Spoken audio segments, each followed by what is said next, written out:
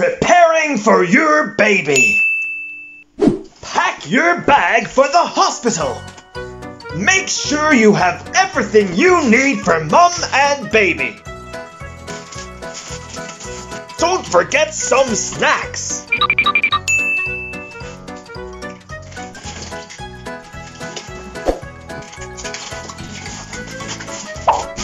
Prepare your feet for those pesky Lego bricks. Practice your hospital run. Quick, quick, quick! Don't forget anything important!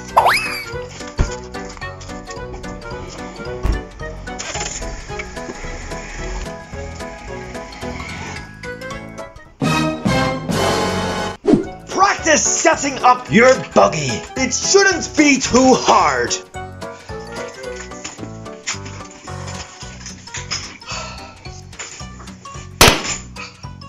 Prepare for changing all those nappies.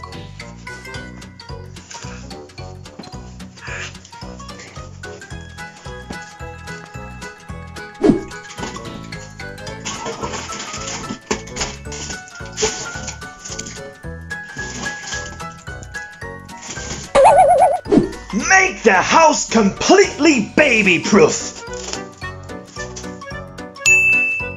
Buy just the bare essentials. Drew, I think we have enough. Really, Drew, that's plenty.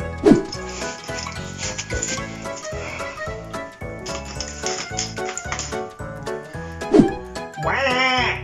Wah! Wah! Be prepared for baby to wake you up from your sleep.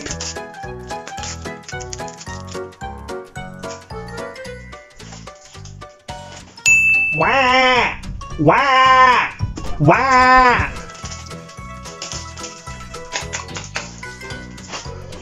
Wah! Wah! Wah!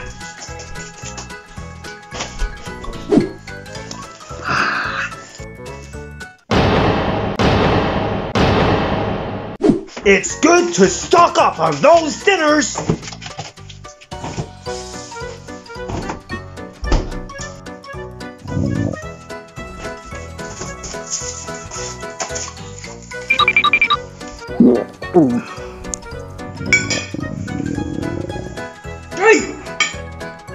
Wah!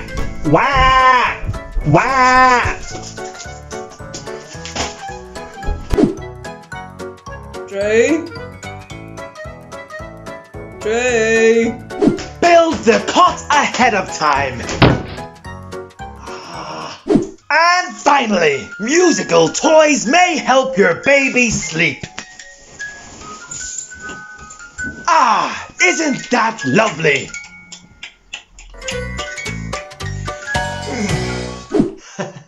Boys and girls, I think before the baby comes, I'm going to have to let go of some of those ideas.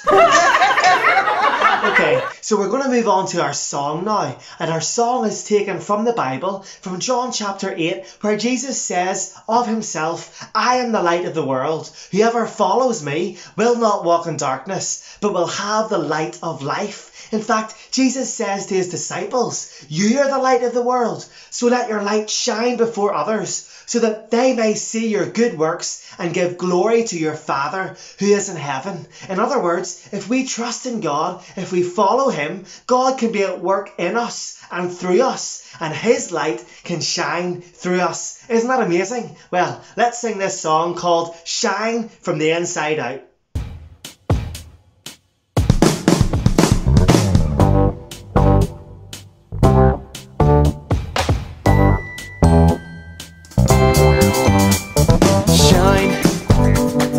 Inside out, that the world will see you live in me.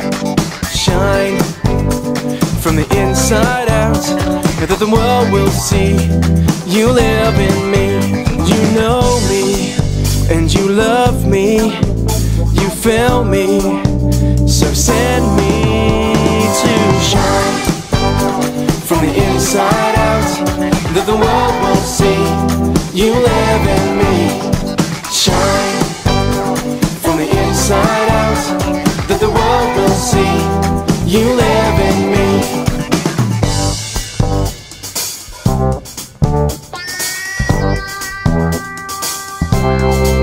Shine from the inside out, that the world will see you live in me. Shine from the inside out, that the world will see you live in me. Know me, love me, feel me, send me. Know me, love me, feel me, send me. Oh, know me, love me, feel me, send me.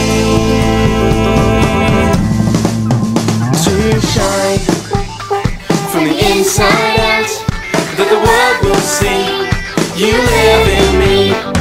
Shine from the inside out, that the world will see you live in me. You know me, and you love me. You feel me, so send me. Know me, love me, feel me, send me. Know me, love me, feel me, send me. Know me, love me, feel me, send me. To shine. Brilliant singing, boys and girls. Well done. Now, before we move on to our story, I'll just remind you that this is the last week of Kids Bible Club before we wrap it up for the summer. Aww. I know, but the good news is that if you look at the Kids Bible Club page next week in the YouTube channel, you'll see a playlist of some of your favourite songs that we have been singing over the last few weeks. So that's exciting, and in September we may be meeting up again in person, which will be really cool, and if not, we'll be starting our videos again. So we're going to hear our story now, more of the life of Elijah. Hello boys and girls. Well, for the past few weeks we have heard some amazing stories about Elijah from 1 Kings in the Bible. And to see how well you have been listening, we've got a quick fire quiz. So, over to you, Quizmaster. Hey, alright. Thank you. Okay, first question. When Elijah was in the desert with no food and no water, what animal did God use to provide Elijah with food? Was it A, tiger, or A, raven, or was it A, monkey? Answer is raven. Well done. Okay, second question. When Elijah was sacrificing an animal to God before lots of false prophets, what did he pour over the sacrifice before praying for fire? Was it petrol, or diesel, or was it water? Answer, water. Well done. Okay, so third and final question. When Elijah met a widow and her son, what meal were they preparing to eat? Was it bread, or burger, or was it pizza? Answer, bread. Well done. Okay, fantastic. Over to you, Drew. Thank you, Quizmaster. And well done, boys and girls. Now, of course, we have discovered in all of these stories that God always keeps all of his promises. He can always be trusted, and that even whenever we are completely helpless, we can trust completely in him. Elijah trusted in God whenever he was hungry and thirsty, and God provided him with ravens to feed him. He trusted that God would send fire from heaven to burn the sacrifice that he had prepared for the Lord, and God did so. He even trusted that God would help whenever the widow's son died, and God raised the son back to life. Isn't that amazing? Now, does that mean that God just always does everything that we ask of him?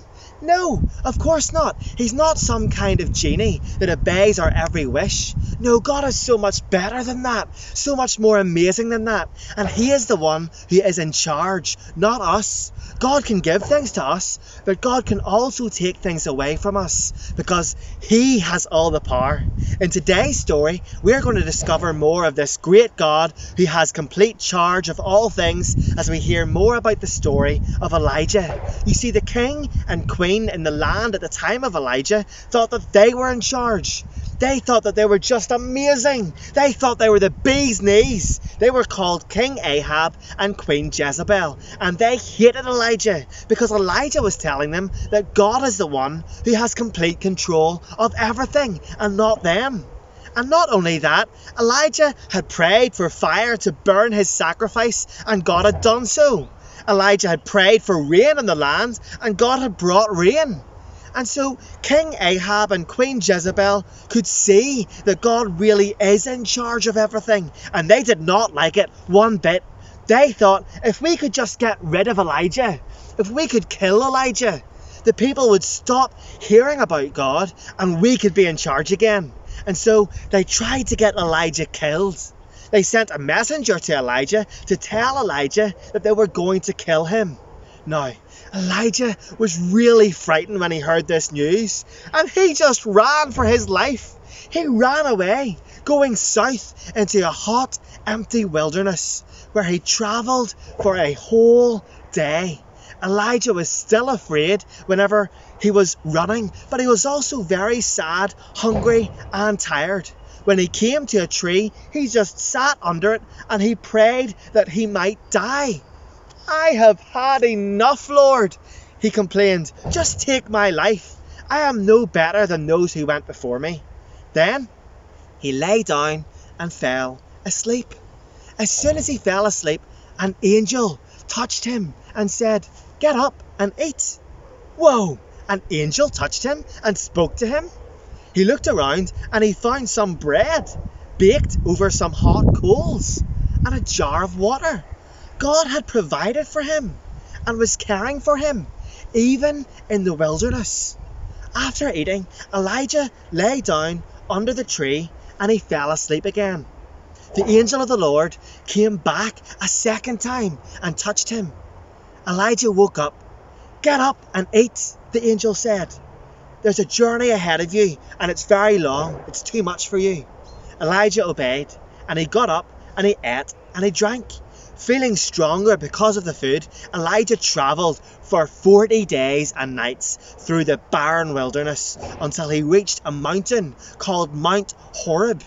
It's also known as Mount Sinai.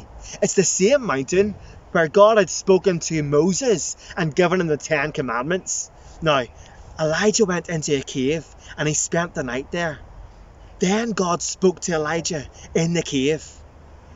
"What are you doing here, Elijah?" God asked him. Elijah replied, "I have tried so hard to follow you, God, and everyone else around me just doesn't care about you. All the prophets who did follow you have been killed. I am the only one left, and now they're trying to kill me as well." Well, God answered Elijah by saying, "Elijah, I want you to go out and stand on the mountain in my presence, for I am going to pass by." Suddenly, a great and powerful wind tore through the mountain, shattering the rocks.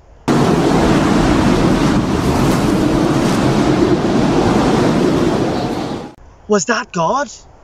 No, God was not in the wind. After the wind, there was a powerful earthquake, and the whole mountain trembled and shook.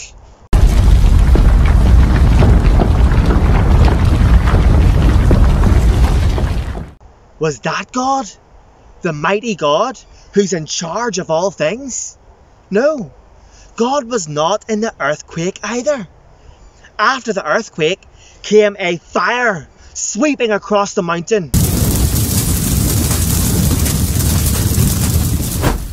Surely that was God, right? No, God was not in the fire either. Elijah was beginning to get really scared. If the wind, the earthquake and the fire was not God's way of passing by, how terrible was it really going to be when God does pass by? Was Elijah going to die? Then there was silence and a gentle whisper. When Elijah heard it, he pulled his cloak over his face and he went out and he stood at the mouth of the cave. The gentle whispering voice asked him, "Elijah, what are you doing here?" God had spoken to Elijah by a gentle whisper. Elijah replied as he had done before, and then God said to him quietly, "Elijah, I want you to go back the way that you came." You see, Elijah was not to be scared of King Ahab and Queen Jezebel, who had threatened to kill him, because they weren't the ones who really were in charge. God was. And so Elijah did not need to be afraid of them. You see, God had also then told Elijah that he was not the only one who served God. There were 7,000 other people in Israel who had not bowed the knee to the false god called Baal. Encouraged by the gentle answer from God, Elijah went on his return journey. You see, boys and girls, God is a mighty and strong God who is in charge of all things. But we're also reminded in this story that he's also a God of love, who loves us and who provides for us and cares for us. You see, the problem is that we are sinners. We say and do and think things that are against God and needs to be punished. And so, if we don't trust in God, we should be afraid, because he can punish us for our sin and send us to a place called hell. In fact, he should. But because he loves us, amazingly, God provided for us his Son to be punished instead of us, to die on the cross for the things that we have done wrong. And Jesus, because he is the Son of God, came back to life 3 days later, and now he's with God in heaven forever. That means that we can be forgiven if we believe in him and trust in him and ask him to forgive us. Now, boys and girls, that really is amazing. Brilliant listening, boys and girls. Well done. Now, if you enjoy Kids Bible Club, you can find out more about us and our church if you head on over to the Ballyhalbert Gospel Hall Facebook page. There'll be a link below this video. And if you enjoyed this week's video, why not click on the link beside me for more of the same. And until we meet again, bye boys and girls.